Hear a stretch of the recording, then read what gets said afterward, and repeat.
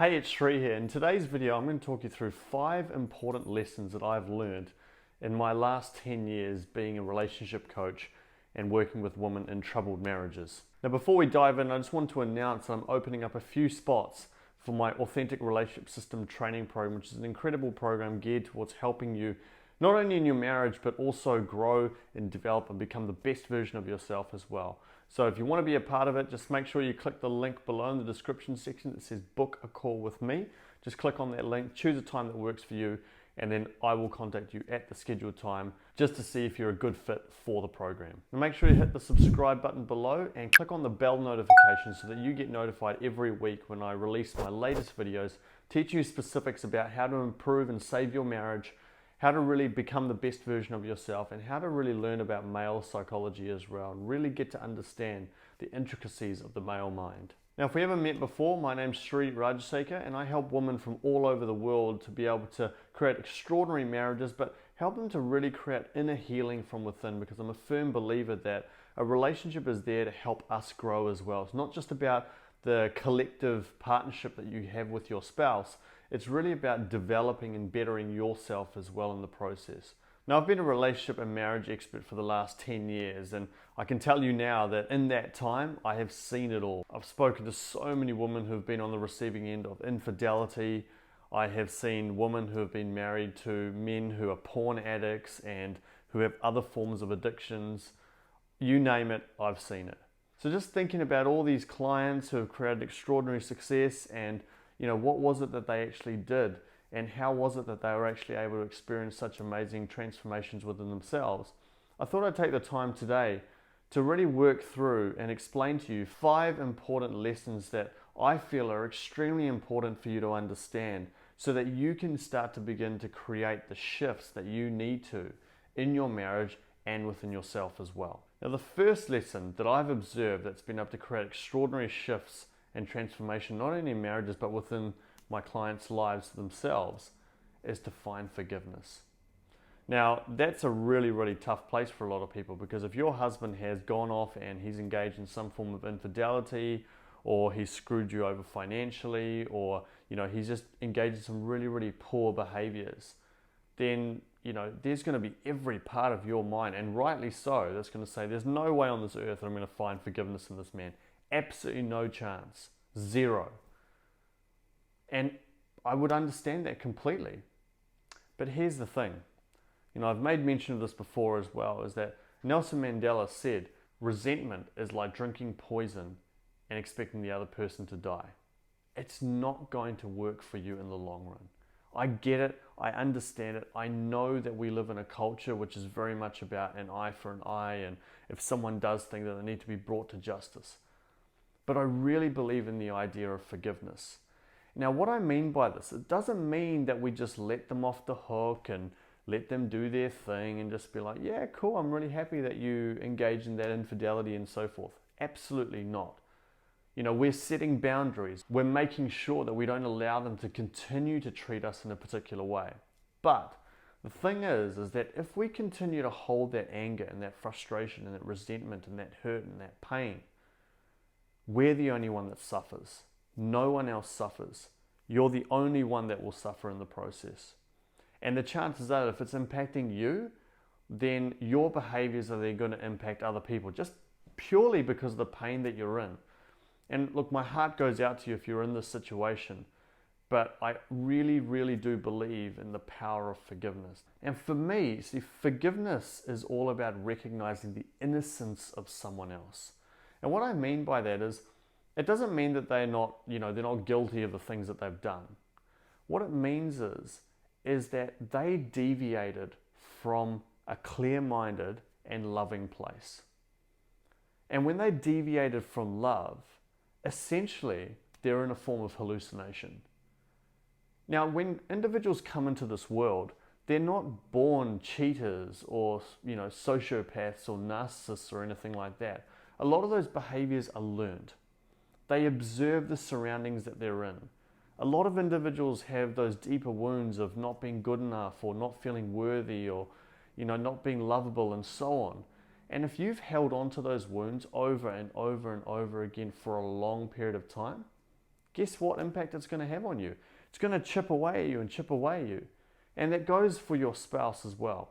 You know, if your husband has been dealing with these wounds and he's struggling with rejection and he's hurting that much, then when he's in that place, because he's on the defensive, if there's a moment where, you know, someone gives him a little bit of attention and affection and makes him feel special and makes him feel unique in that moment, and he's wounded, then guess what's going to happen? He's probably going to engage in some of those behaviors. Now, am I condoning it? Absolutely not. I need to stress here, I've never ever condoned infidelity of any sort. But if we can recognize that individuals do the best that they can with the resources that they have, and a lot of the time they are just hurting at a deeper level than you probably imagine, then what we can do is we can start to see the innocence in them. We can start to recognize that they're doing the best that they can. You don't agree with their behaviors, you don't condone it. You may not even give that person another chance. But by ensuring that you get to a place of forgiveness, you free your own self from your own pain.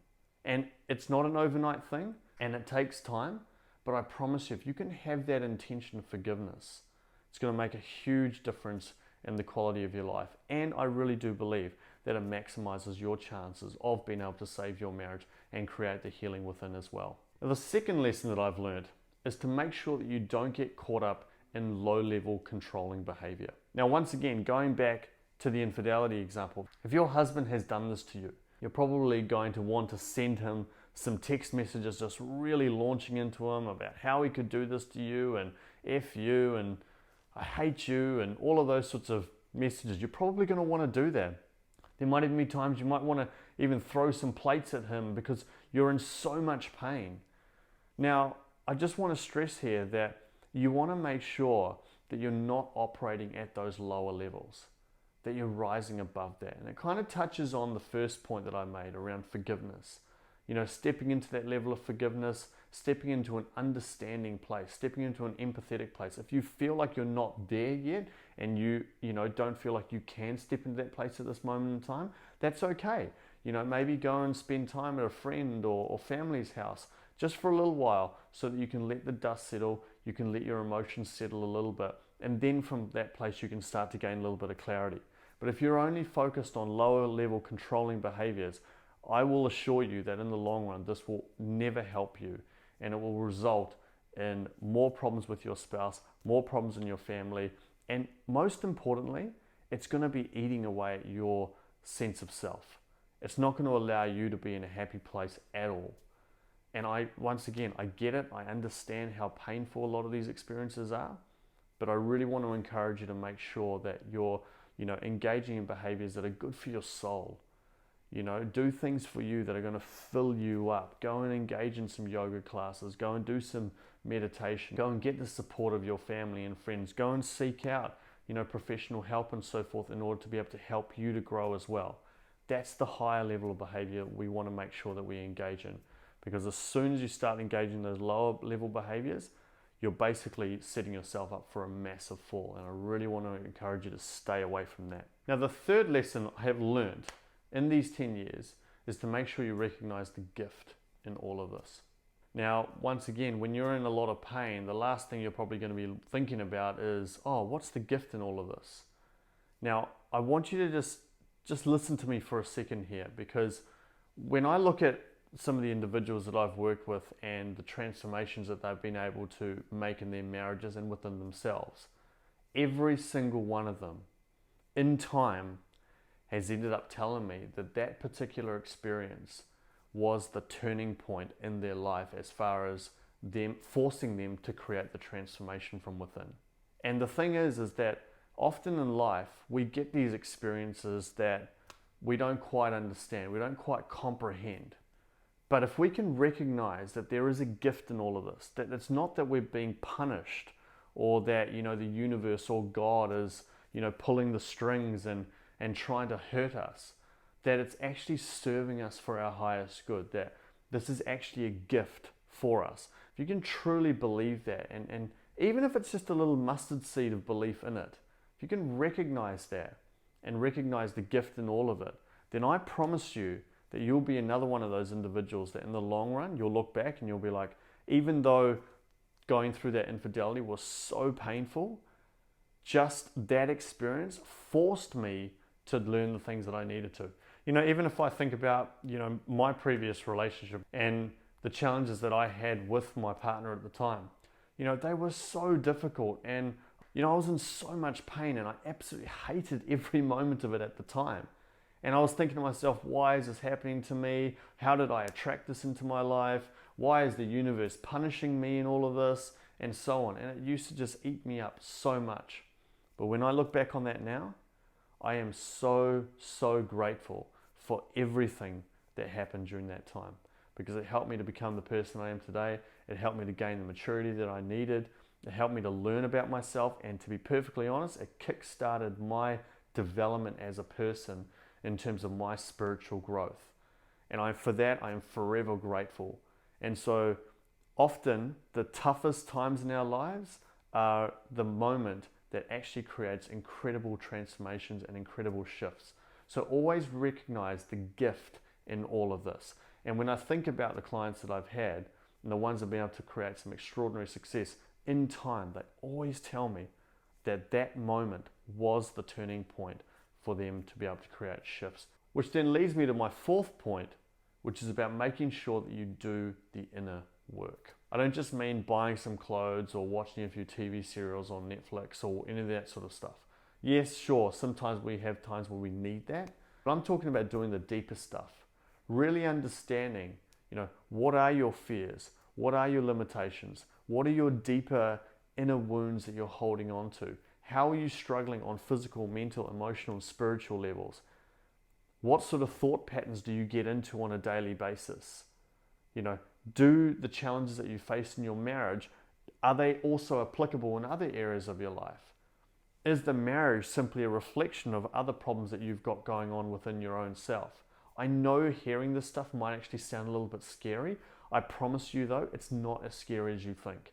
Marianne Williamson often talks about this, which is people ask the question about, look, I'm a little bit scared about doing the work.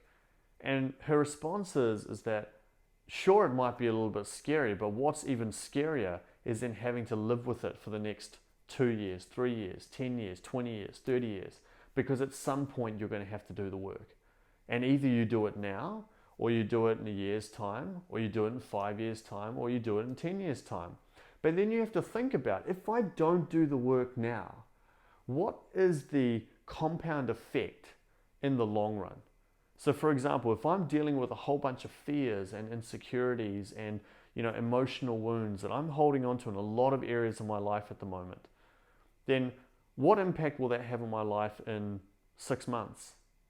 And if you think about it, if you were to continue the way that you are right now for 6 more months, what impact will that have on you? What about a year from now? What about 2 years from now? 5 years from now? And so on. And that's by no means any sort of judgment or criticism towards you or anything like that. This is just about making sure that we really understand inside that we live once on this earth, one chance. Life is not a dress rehearsal. We're going to make it count. Now, we don't want to punish ourselves if we've had some difficult experiences or we've made decisions that haven't necessarily served us in the long run. That's okay. That's okay. It's all part of the learning. But we have to make sure that we do actually learn from those experiences, that we do actually learn from the challenges that we face right now. And the thing that I see so much is that people tolerate far more pain than they need to. It's incredible. Why? Because we often have a belief inside that that's what we deserve. That that life isn't going to support us, that happiness is going to elude us on some level, that life is just a big old challenge and we're always getting these horrible experiences. And what we resort to is going and talking to friends. And just so I'm clear, there is no judgment, because I've done this a million times, and I cannot tell you how many times that I would often call up friends and, just be so sad and, talk about why things are always such a struggle for me and why it never works out and so on and so on. And it used to just, eat me up. But it didn't change until I actually put my hand up and said, you know what? I really need to start taking ownership for this, and I need to really start to do some of that inner work inside. I have to go deep, not the superficial stuff, not just about changing your thought patterns or anything like that, because to me that's still surface level. And people often talk about doing affirmations, and whilst those are good and they do help, to a point, there are often deeper wounds that we hold on to that we haven't let go of, that we haven't released. And if we don't release them, then no amount of affirmations is going to help to create any shifts inside, because you're not dealing with the root cause. You're not creating the transformation at that deepest level. So my invitation to you is to really make sure you do the work, to really make sure that you show up every single day and give it your absolute best and really put the work in and really create the transformation that you need to inside, because I promise you in the long run it will pay off massively. Which then leads me to my fifth lesson, is make sure you get the help. For so long I always felt that I could just do things myself, and whether that was in my business, whether that was just in my life, I thought, I could just go along, get some books, and that'll hopefully just change my life. But I never found it did anything. It gave me this little surge of inspiration or motivation, or might make me feel good for a day or a couple of weeks or whatever. And then I found myself going back to the same old patterns again. And I couldn't understand it. And believe me, like when I felt in the past that I've made a shift by reading a book or watching a video or whatever, it may have helped for a little short period of time, but it never created a sustainable shift for me. It was a little micro, feel-good moment, but it didn't actually create the shift in the long run. And I really believe that true work actually begins when you actually seek help, when you actually realize that, I don't have all the answers, that there are people out there who dedicate their lives to be able to create massive transformations for people, and have the tools and have the strategies and have the technique. Most importantly, what it does is it gets you to a place where you actually put your hand up and you say, I'm really committed here.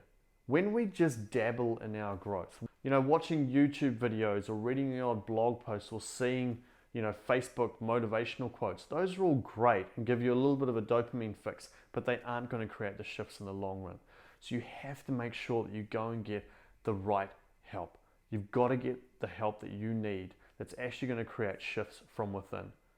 And that's the reason why I have my program called the Authentic Relationship System, because I want people to be a part of a community, of an environment where everyone's working together collectively to raise the vibration amongst individuals, to help them to heal, to help them to grow, and to know that they've got the support that they need, not just within their marriage, but within themselves, to really create that massive transformation. Because I'm a firm believer that relationships are a mirror for our own internal challenges.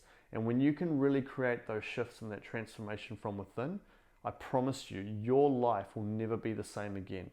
But you have to make sure that you really commit to this. And my invitation to you is this, is that if you're really serious about this, if you really want to create massive transformation, and you want to be a part of a community that will help you to elevate yourself and to learn some of the best strategies and tools that are going to create shifts, not only in your marriage, but within you, then I'd love to have the opportunity to be able to serve you on this journey.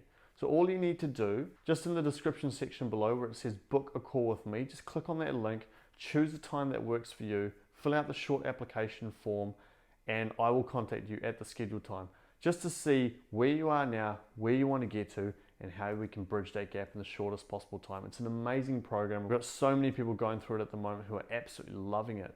And I want you to have the same experience as well, because it works. It works when you actually put the work in. And that's where you have to have a level of commitment in it. And we don't shift until we commit. And that I can guarantee you. And if you just dabble in your growth, unfortunately, those transformations are unlikely to sustain themselves over a long period of time. And I really wanted to point this out to you, because I don't want you to live in pain any longer than you need to. I've gone through that journey. I've been working on myself for the last 20 years, and for so long I had unnecessarily went through pain that I didn't need to go through. And I want you to really experience that and fast track that experience as well. So make sure you click that link below.